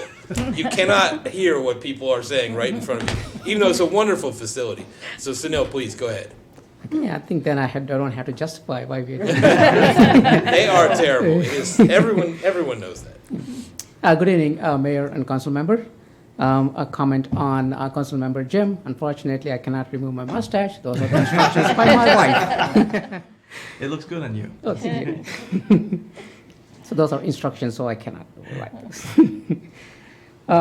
So the resolution that I have in front of you is authorizing city manager to enter into a contract. It's a construction services to install acoustical wall panels at Robertson Park Youth Center. So Parks, Recreation and Culture Department coordinates diverse programs in this facility. They have expressed concern about acoustics at Arts and Crafts Room, Computer Lab, Game Room.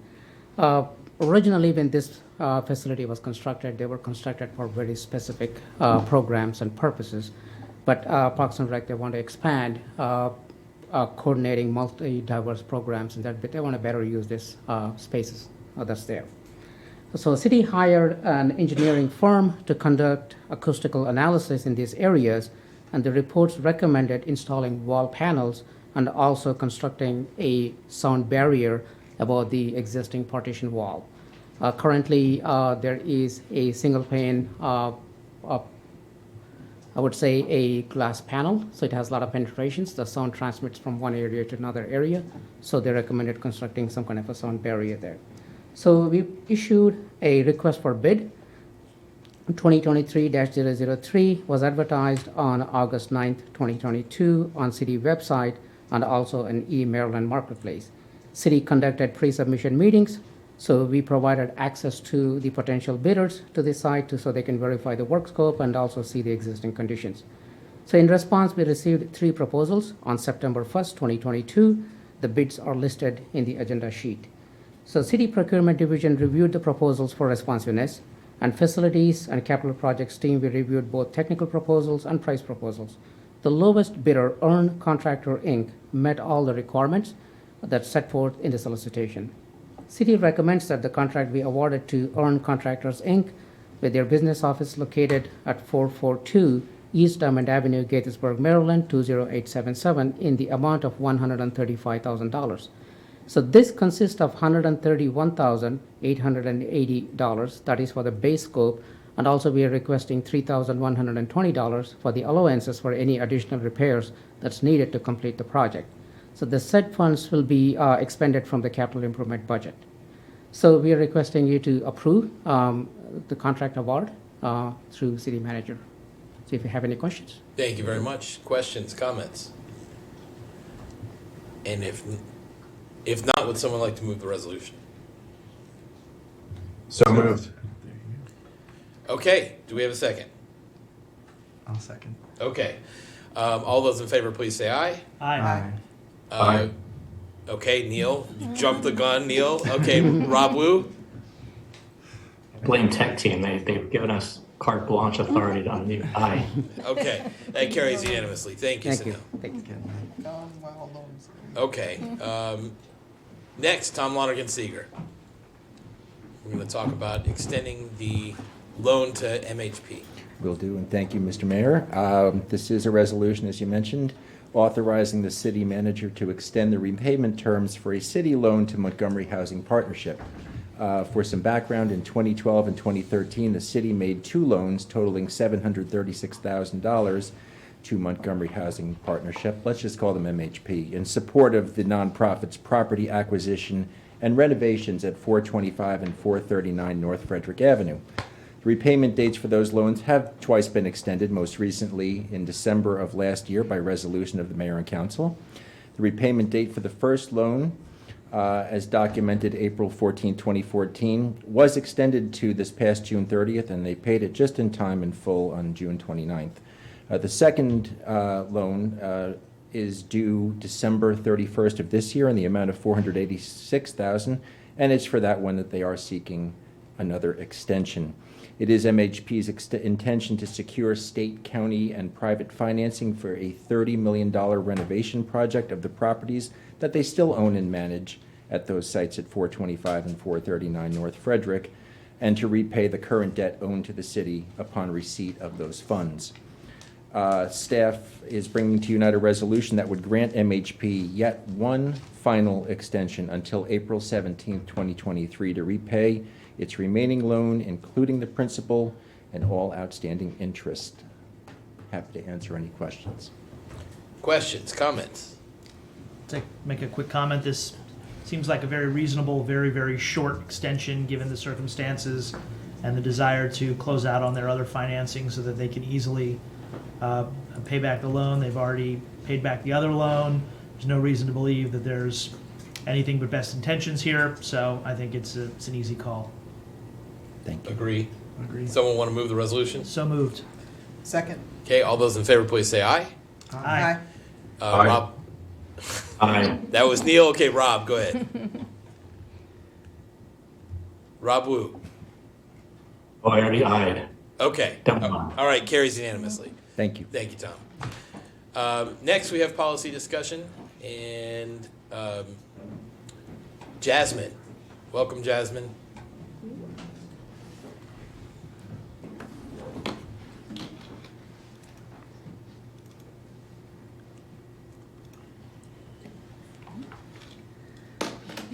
Good evening. This is a policy discussion for schematic development plan application SDP-9269-2022.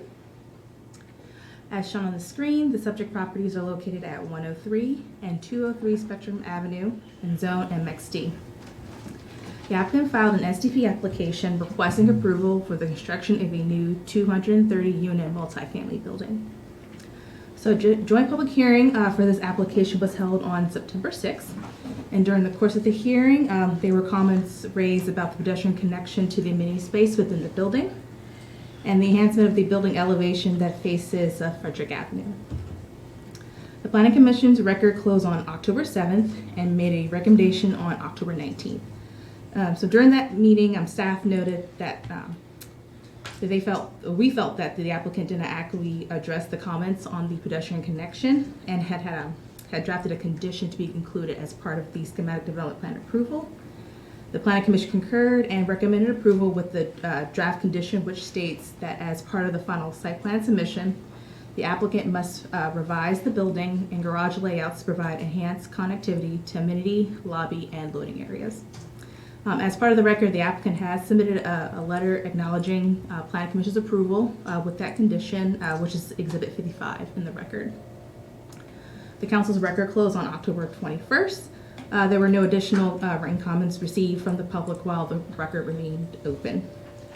There are currently 55 exhibits in the record. The applicant submitted a response letter and exhibit to questions raised during the public hearing, which are Exhibits 43 to 46. And I will now go through the applicant's response in detail.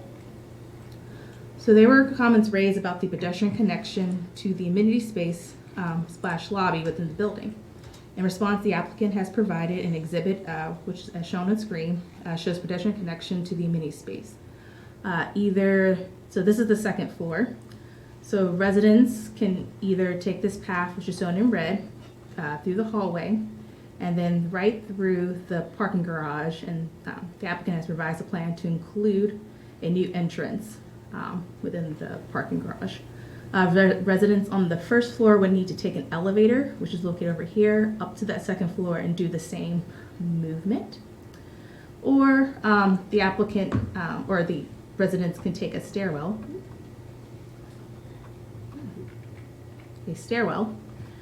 down. Down and out and walk along Spectrum Avenue. This and go up a ramp and access that amenity entrance space. There were comments raised about the north elevation and its importance as a gateway elevation along Frederick Avenue. As shown on the screen, the applicant has provided a three-dimensional rendering of the building. The intent of the rendering is to show how the building will look from Frederick Avenue. Due to the combination of elevation difference along Frederick Avenue and existing vegetation, the applicant is of the opinion that the first 2 floors will not be visible from the road.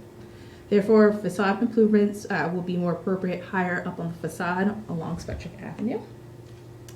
The applicant has revised the north elevation to incorporate a mural on the left side of the building and relocated the building identification sign below the parapet. In the response letter, the applicant noted their desire to install a sign on the roof of the building for better identification. Staff would note that a roof sign is prohibited within the sign ordinance. Therefore, in conclusion, staff is supportive of the proposed application.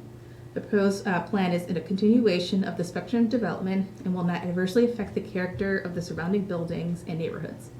The plan is in conformance to the approved sketch plan, ASK-8940-2021. And as previously noted, staff is supportive of the SDP, but is of the opinion that the applicant hasn't adequately addressed the comments raised by both the Mayor City Council and the Plan Commission on the pedestrian connection. Staff still has concerns that the floor layout as proposed will create livability issues for 30 units on the first and second floor. These units do not have direct access to the loading docks, amenity space, lobby, and potentially other functions typically found within the lobby. Staff notes that there are solutions that the applicant can potentially make to ensure residents on the first and second floors are not walking through a parking garage or taking multiple elevators or walking outside the building to access these spaces within the building. Staff's opinion that the east elevation, which also faces Frederick Avenue, can also be enhanced along the first 20 feet by incorporating elements such as the decorative tile found on the elevations, but that could be handled more at a final site plan review. Thank you, and I'm happy to answer any questions you may have this evening. Thanks so much, Jasmine. Ryan, did you want to bring up that?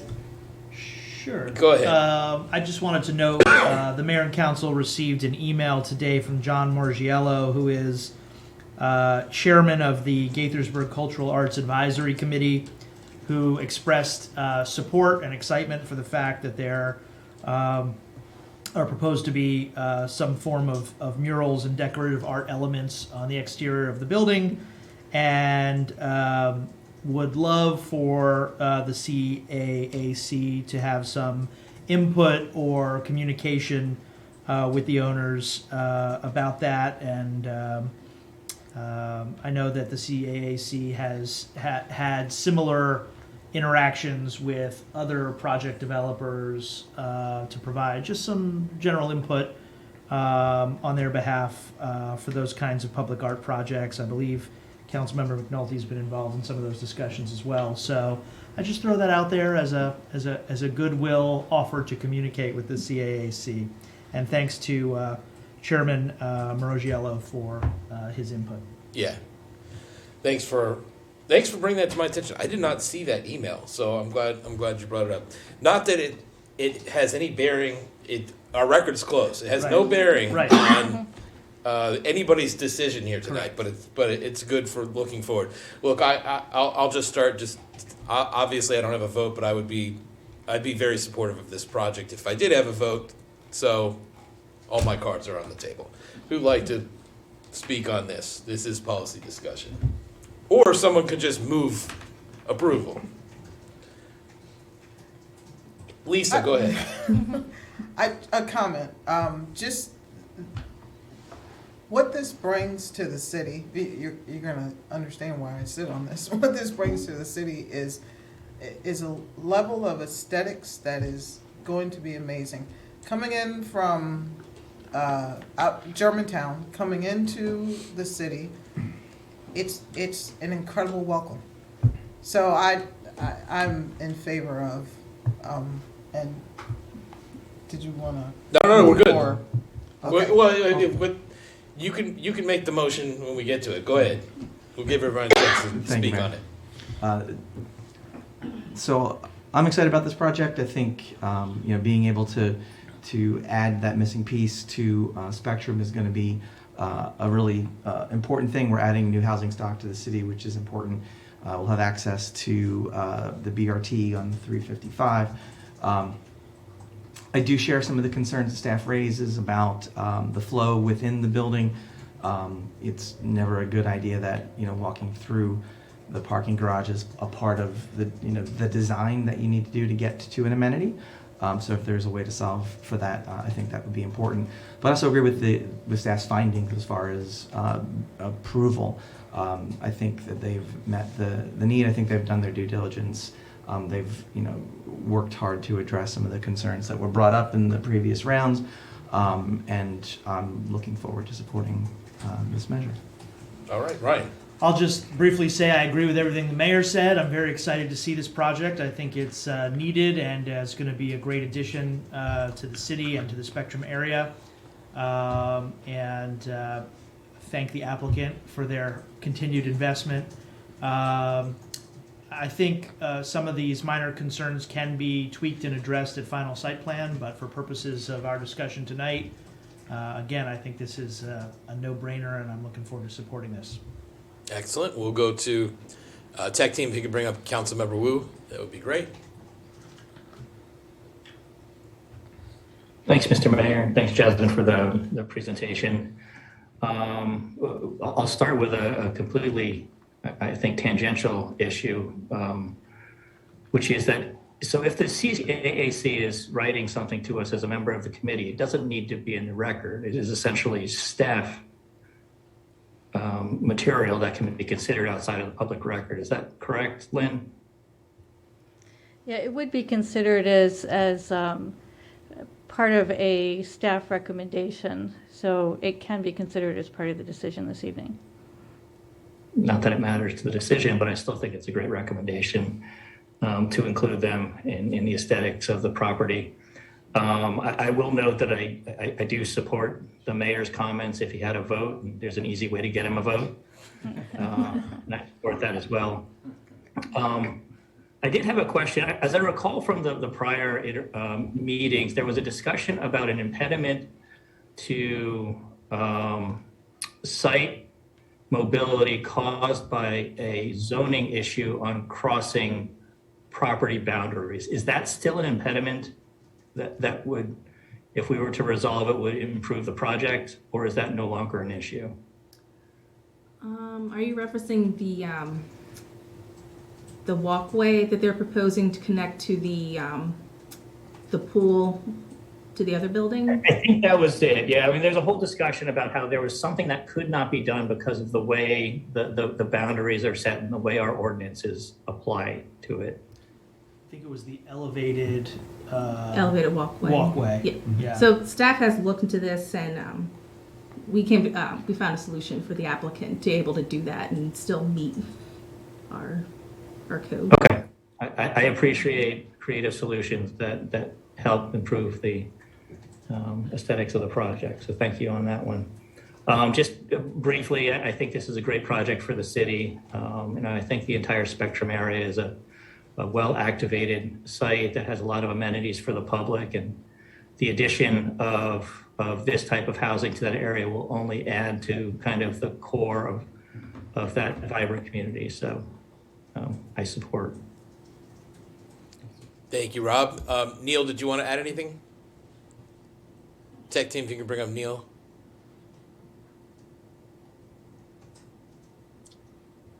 Thanks. I don't have much to add. Everything has really been said. Again, I'd like to echo the comment that this development has really come a long way to improving this particular portion of the city, and I look forward to seeing us go forward. All right. Lisa, you ready to make your motion? I am. Do I add anything about the statement from the cultural? No, Okay. but you do include the condition from the planning commission. So But that's in the draft, right? it should be in the draft, right, Lynn? Yep. Yeah, it's on page 399 of your packet. So you would just be approving the resolution. You would just move to approve the resolution. I move to approve the resolution. Okay. Second. All those in favor, please say aye. Aye. Okay, we're going to go to our... Aye. Okay, Neil, Rob, Was he unmuted and I'm still waiting for him? Aye. okay, carries unanimously. Thank you. Thank you. Thank you, staff. Well, we think that, absolutely. Anything from any other staff? Lynn, Dennis, Wanted to highlight 2 additional grants that we received this year, also related to transportation. One of them, I think you're already aware of, which was the Metropolitan Washington Council of Governments Transportation Land Use Connection Grant Program, which will help us do design work for the Old Town to Washington Grove bicycle connection. But then in addition, we recently received grant funding from the Maryland Department of Transportation, the Kim Lampfer Bikeways Network Program, $200,000 to do design work for the I-270 NIST shared path that's been on our projects for a long time. I'll note that that's roughly just under $500,000, and the match is roughly $250,000 for that. So we're getting a pretty good bang for our buck. So excellent. Excellent. Thank you for that, Dennis. Okay, not seeing anything from any other staff. I will remind everyone we have an election tomorrow. Please vote. We have our work session next week with the update on the Great Seneca Highway pedestrian bridge, and the next regular, so that will be on November 14th, and next regular meeting of the Mayor and Council will be on November 21st. Until next time, let's do great things, Gaithersburg. We are adjourned.